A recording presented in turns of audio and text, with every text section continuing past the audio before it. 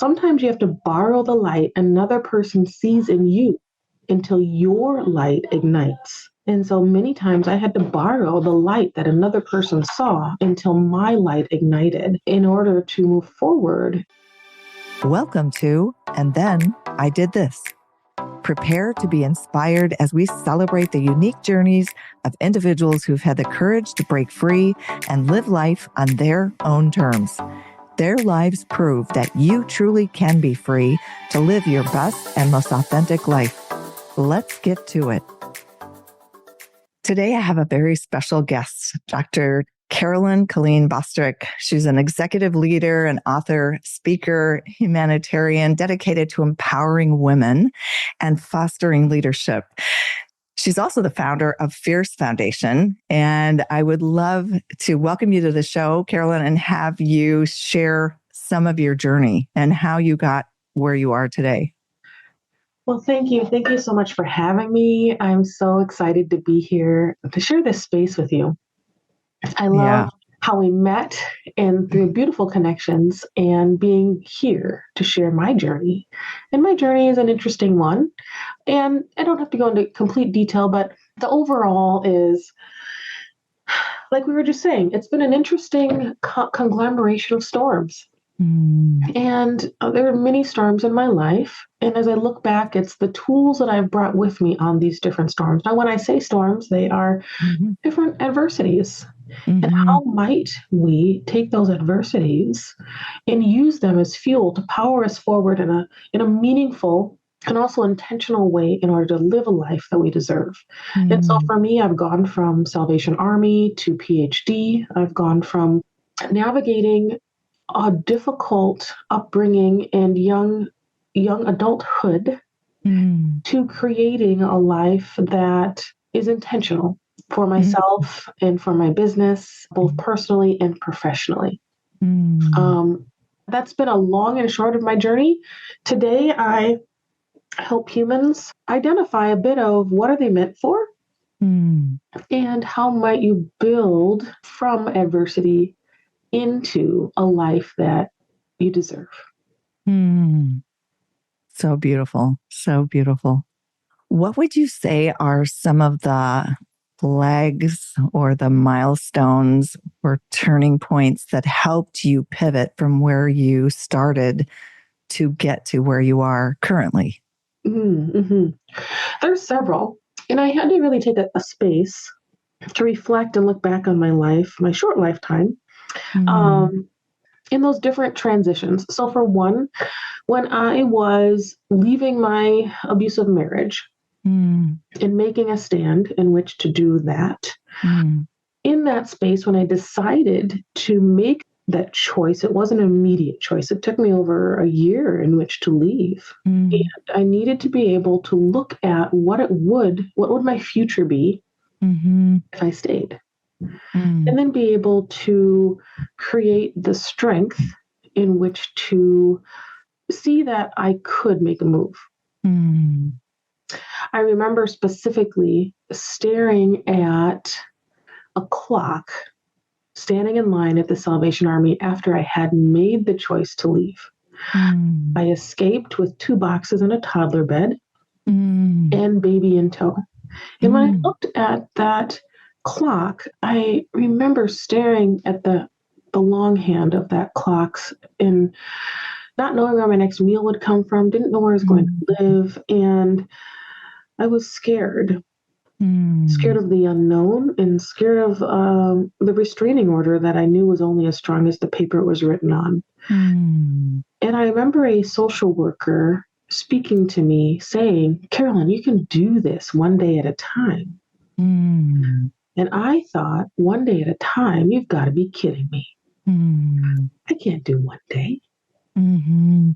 But as I looked at that clock, I realized I could maybe do 5 minutes. And so I took a deep breath and I focused in. And with that deep breath and that focus, I harnessed a lot of the flashbacks and the emotions that were rising up in my body that had created a lot of the fear. And I used those emotions in which to push me forward in a direction that served me and moved me forward in that line. Soon that line, I got to the end of the line using this methodology. And then I had used that methodology in which to get housing. And then used the same methodology in which to get off of low-income subsidy, get through college, and continue on while raising my daughter and building my career. And each one of those transitions, as you said, those different forks in the road, I would take as you teach, deep breath, and I would get present, and I would focus on where I wanted to be, even if I didn't believe I deserved it. And then I would use the fear, those emotions that come up, uncertainty. I would use the emotion of that imposter syndrome, and I would harness it because what I did is I used it as fuel to push me forward in a direction that serves me, even if I didn't believe I deserved it. And as I practiced that 5 minutes at a time, soon those 5 minutes turned into 10, turned into 15. And then soon enough, I've gotten through a whole year. And as I pause again and look back, I've gotten through my master's degree. I've gotten through my PhD. I built my first home. I created my first business. I wrote my first book.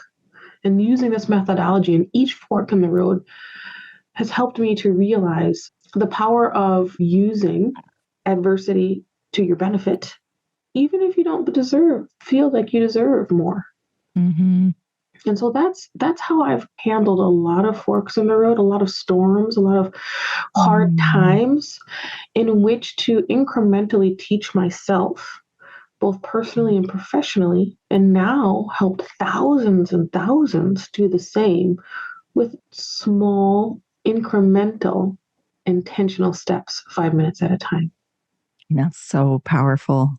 It's making me visualize, as we were talking before we recorded, a flame, one person holding a candle to let someone else light their flame and just help them stay afloat while they're walking through whatever it is they're walking through. Sometimes that's all it takes. And then I'm also hearing that the power, I've been reading this and hearing this so much, and we know this, that we are so much more powerful than we realize. And there's a book called Be It Until You Become It.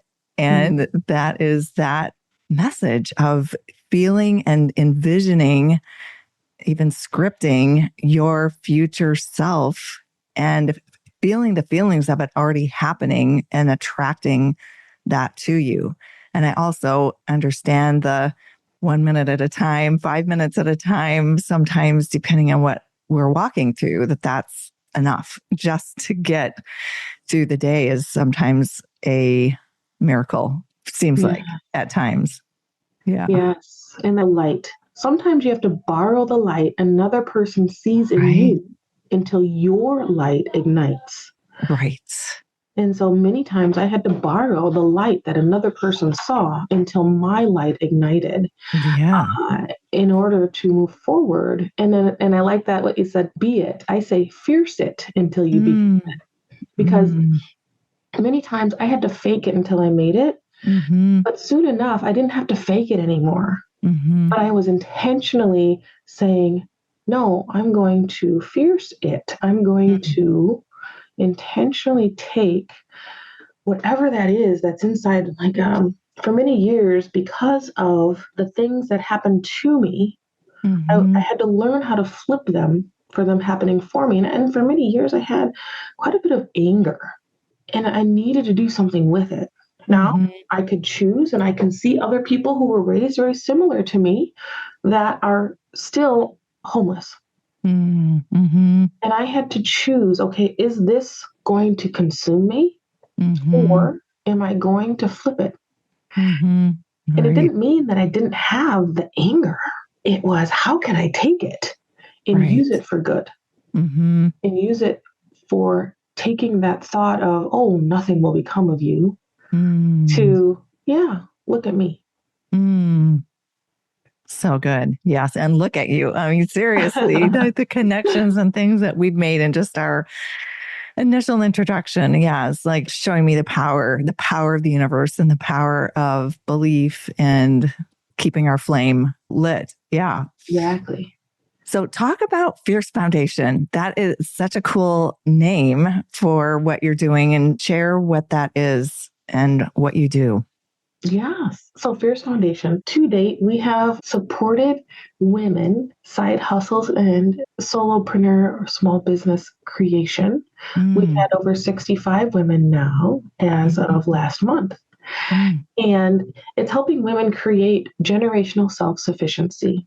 So for me, when I thought about how might I be able to help other women in similar situations be able to see their value, be able to see that they are worthy, and to also create a sustainable living. And so for me, as I have left my abusive relationship, one of the biggest things that women will say is, well, I don't have a way to sustain myself. And that keeps people from making a change. Right. Well, Absolutely. that was the original foundation to where Fierce Foundation came about. And now it's evolved even more. How might women be able to create generational self-sufficiency? And it doesn't necessarily mean you have to come from a background of abuse, but truly to understand your value and to be able to honor that. Right. Some women will say, well, I don't have any skills. I don't know how I could create extra income when I don't have any skills. What I say is, yes, you do have skills. It's that you might not want to look at what they are. Right. So let's take a pause. And that's not that you don't want to, it's just maybe you haven't exercised it. Let's take a pause and look at your unique abilities. Yeah, sure, you might not be able to write SQL or code. However, you might be that amazing cheerleader that everyone in your world says, yeah, I want her in my front row. And so each person has their unique ability, understanding what that is, taking space for yourself to understand it, and then how might you identify an opportunity in the market for it? And so through education, access, and community at Fierce Foundation, we have built women up, created a community, and created a path for women to be able to do so, create that generational self-sufficiency for themselves. So good. So good. Because yeah, as I heard you say, it took you a year to step into the courage to be brave enough to step out, knowing you didn't know exactly how things were going to come together. Thank goodness you did that. And I just think of, women who, to your point, are still staying where they're at because they just can't feel that bravery or aren't able to harness that. And so do you work with women who are still in abusive situations, or is it pretty much after they've stepped out of the situation? I work with women from all situations. We meet them where they are and we connect them to the resources they need. So there might be, for example, a woman who is like, I think that I have an idea for a business. I would love to explore that. Some women who maybe need to learn how to dream. They never have. There's some who maybe want to shift from where they are into somewhere else. In all of those different scenarios, there may be a woman who is currently in a bad situation. And then we then help with partnering organizations to connect them to those resources. So each woman is in a different stage of where they may be ready for whatever life is awaiting for them, depending on where they're choosing to be. So with people who hear this, whether it's themselves or someone else that they know who may be in that situation, what are some words of advice you would give people to step out from a situation that may not be serving them? What words would you have for people? So for me, what really got to me in order to be that final straw, when I held my little girl, and I looked at her and I knew the statistics that if I were to stay in the situation I was in, fast forward 18 years later, my daughter would be marrying the same person with a different face. So I had to be the change. I didn't care about myself enough to make a change. And Mm-hmm. quite honestly, I knew how to navigate that. That was normal because that's how I was raised. Mm-hmm. So it wasn't necessarily that I had the want or need to change my situation. Mm-hmm. However, sometimes you have to borrow the light you have for another person Mm-hmm. until your self-love catches up. Mm-hmm. I love And sometimes it takes a long time for that to happen. that. But I had to borrow the love I had for my daughter in which to make a change. And this is not easy. This isn't something you think, Mm-hmm. oh, I'm going to make a change. And then often it's a surface level change. Like, okay, get my Mm-hmm. nails done. I'm going to do something nice for myself. Mm-hmm. Talking about the very hard work that it takes to break down all the reasons why and how we got into the situation that we're in. Because we didn't just wake up one day and say, hey, I want to be here. Right. That's not how it works. Right. Exactly. But I had to borrow the love I had for my daughter in which to see that I could not live with handing her off to the exact same person 18 years later. Mm. So I made an aggressive change. Now, fast forward, my daughter, she's purchased her own home. Mm. She purchased her first home when she was 22, and she rents to others in which to build equity. And this is knowledge that I was able to gift to her Mm. that we never would have known had I not made the change. Right. And she's healthy and happy. And the only worry she really has is whether to get sushi or Indian for dinner. Simple challenges. With someone who's struggling in that space, sometimes you have to borrow the love you have for another person if you're in that situation now, because you might not have the strength or you might not have what you need at this time to make a change specifically for you. But there's someone in your world that you could maybe use the love for them in which to change. That was my situation. And so if someone isn't in the geography where you are, can they reach out even though they're physically somewhere else? Oh, yes. Okay. Yes. We have different ways of reaching out, and then we connect to resources. So at carolyncolleen.com within my website there. And then there's also the Fierce Foundation. So fierce-foundation.com. Both of those, you'll be able to gather information, see what serves you, and then get connected. Yay. So I am linking all of that in the notes below, in the show notes. And I think I relate to your story. All of us have, in one shape or another, walked through experiences similar to what you're sharing, different, but similar in nature, in the survivor mentality, just being a fighter and knowing you deserve more and just not maybe quite sure right at the moment, but that you're going to figure it out, which you're obviously a fighter and someone who will figure it out. And I love the Fierce. Yeah, the Fierce Foundation. That is so good. So good. Do you have any final words or advice for people listening? I would just say take a moment to breathe, focus, and take fierce action toward whatever that is that you might not have been willing or able to declare out loud.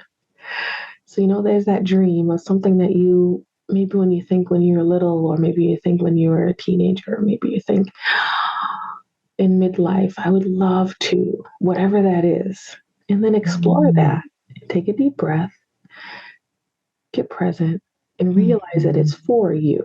And then identify how might you grab up the resources in which to open that door. Listen to more podcasts, listen in and see what is it that's for you. Yeah, I know I've heard that many times, that anything that we have as a desire was planted there by God. And so if it was planted on our heart, then it is for us. It's up to us to be brave enough to step out, even if we can't see the steps to completion or how it will happen. We don't have to know how. We just need to take the next step. I always say God gives us enough sunlight for one day and then takes it away so that we'll rest and then continue the next day, and to not lose our path, stay on our path, write it down, feel it, envision it. And to your point, anything that we've dreamt of earlier in our life, or even now, a dream someone has, anything is possible. If you believe it, you can be it. Yes. Amen. So thank you so much for coming on the show. Thank you so much for having me. It's been an honor. And that's a wrap on another episode of And Then I Did This, celebrating the lives of those who've walked away from the beaten path to pursue work and a life that nourishes their soul. If you're feeling inspired and ready to explore your own path to freedom, check out youcanbefree.life, where you'll find resources and support to help you break free and live life on your own terms. See you next time.